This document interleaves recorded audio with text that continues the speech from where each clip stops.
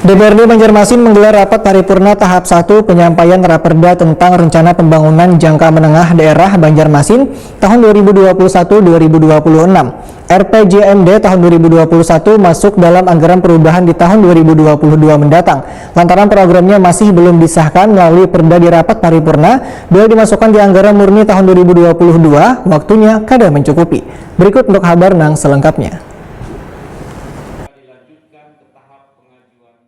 DPRD Banjarmasin menggelar rapat paripurna tahap pertama penyampaian Raperda tentang Rencana Pembangunan Jangka Menengah Daerah atau RPJMD Banjarmasin tahun 2021-2026 jelang tengah hari Rabu 27 Oktober 2021.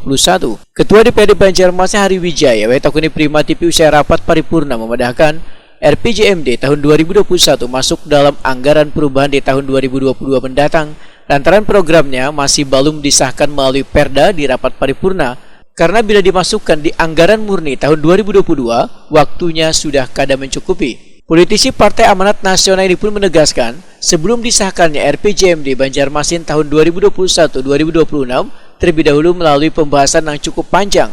Hari Wijaya mengingatkan agar setiap program pembangunan yang direncanakan SKPD kada melenceng dari rencana pembangunan jangka panjang daerah maupun rencana pembangunan jangka menengah daerah. DPRD Banjarmasin pun ujar Hari Wijaya akan terus mengawas setiap pelaksanaan pembangunan yang dilaksanakan pemerintah kota Banjarmasin. Ini kan draft awal raperda. Jadi pembahasan pansus nantinya yang jelas di per pasal nanti akan dibahas oleh pansus dengan pemerintah kota, mungkin dari Balitbangdanya. Jadi di situ kena peran DPRD, apakah ini pas atau tidak, apakah program itu urgensinya seperti apa. Kalau memang itu masih bukan skala prioritas, nanti kebijaksanaan dari hasil rapat tersebut.